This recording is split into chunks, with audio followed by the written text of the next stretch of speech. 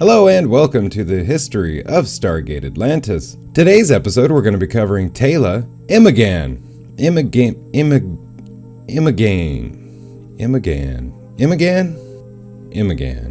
Man. Today we're going to be covering Teyla Emmagan, Part 1. And here we go. Teyla Emmagan is a leader of the Athosians from the planet Athos, and was the first to speak to the Atlantis expedition. She is an original member of the Atlantis Reconnaissance 1. She is the daughter of Tagan and Torin Emmagan. She lost both of them by a young age. Teyla has a rare ability to sense the Wraith, due to one of her ancestors having Wraith DNA spliced into their genetic makeup. Since this was discovered, she has been able to make contact with the Wraith minds on occasion, with varying degrees of success. Teyla's leadership qualities are very respected in Atlantis, and she is often considered the unofficial third-in-command of Atlantis, and has occasionally been left in charge when both the current leader of the expedition and Lieutenant Colonel John Shepard are away. 2004. When Colonel Marshal Sumner and Major John Shepard's team arrives on Athos, she greets them. She could tell that Sumner didn't respect her, but Shepard did. When Sumner wished to search the abandoned city, she warned against it. Later, she showed Shepard the caves where her ancestors hid from the Wraith. Once inside, Shepard found a necklace that she had lost years ago. On the way back, 3 Wraith darts came through the Stargate. She was beamed into one of the darts and taken to the Wraith homeworld. She awoke on a Wraith hive ship, and Torin was the first chosen. She was rescued by Shepard and Lieutenant Ford, and saved Ford's life on the way to the puddle jumper. They made it to the jumper safely and returned to Atlantis. She later joined the Atlantis Reconnaissance 1 team with Shepard, Ford, and Dr. Rodney McKay. When her team encountered the Wraith for the 5th time in 9 missions, Dr. Elizabeth Weir concluded that there must be a spy in the city. Weir set up new security protocols and restricted the movements of the Athosians, despite her rejections that none of her people would be working with the Wraith. When Halling and several other Athosians were thinking of leaving Atlantis, she convinced them to stay as the investigation would only prove their innocence. During the puddle jumper exploration of Lantia, Major John Shepard and Lieutenant Ford discovered the mainland. When Halling wished to move to the mainland, she decided to stay in the city and was concerned for them.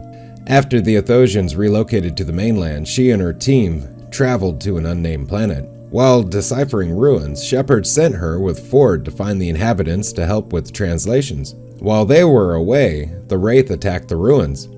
Cut off from the Stargate and abandoned by the rest of their team, Teyla and Ford were forced to fight their way back to the gate. During the fight, Ford dove out of the way of the Wraith's stun blast and hit his head, knocking him unconscious. Teyla managed to drag him through the gate to safety. When they returned to Atlantis, Sergeant Bates accused her of working with the Wraith, and had Dr. Rodney McKay search her belongings. He found the necklace that Shepard had found in the Athosian caves, and discovered it was a Wraith transmitter, designed to detect agents. She then joined the rest of her team on an ambush to capture a Wraith on the same planet. They were successful and able to capture Steve the Wraith. On a mission to Hoth, she warned the Hothans that if they used the Hothan drug, that the Wraith might wipe them out as being an inconvenience. When Steve the Wraith was brought to Hoth in order to test the drug, she helped guard him.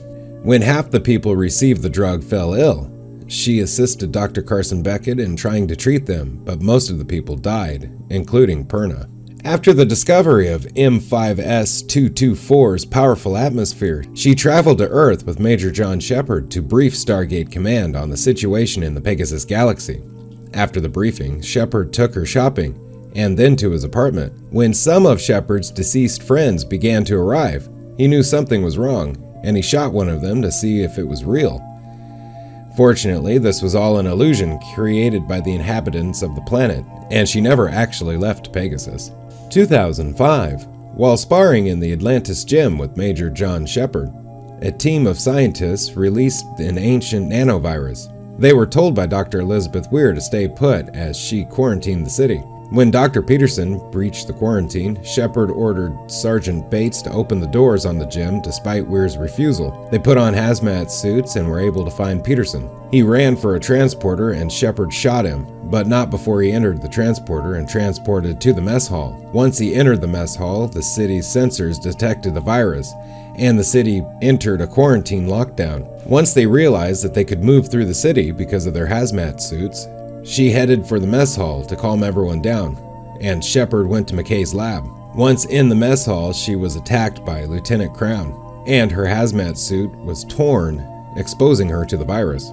Fortunately, Major John Shepard was able to overload a Quadria generator, causing an electromagnetic pulse, which deactivated the nanites. Later, she and a team went to Dacon to search for Zero Point Module. After an alternate Elizabeth Weir gave them 5 addresses with a guaranteed ZPN on them. When they discovered the Quintessism chamber, she entered the chamber with the rest of her team, while Lieutenant Adrian Ford stayed above ground. Ford was then shot with a tranquilizer dart and knocked out by Commander Coyla's men. Coyla took Dr. Rodney McKay and Elena to help him locate the ZPM and put them in the chamber. She, along with Major John Shepard and Ford, came up with a plan to ambush Coyla and his men with stun grenades. After Shepard retrieved the ZPM, they sprung the trap and overtook the Janai. The team had acquired a ZPM, but since McKay told Elena, who was a member of the new Quintessism, that the Atlantis expedition weren't the Atlanteans that they hoped, she took the ZPM until the Ancients came back to reward them, despite the fact that they had all ascended. Have a most fantastic day. Goodbye.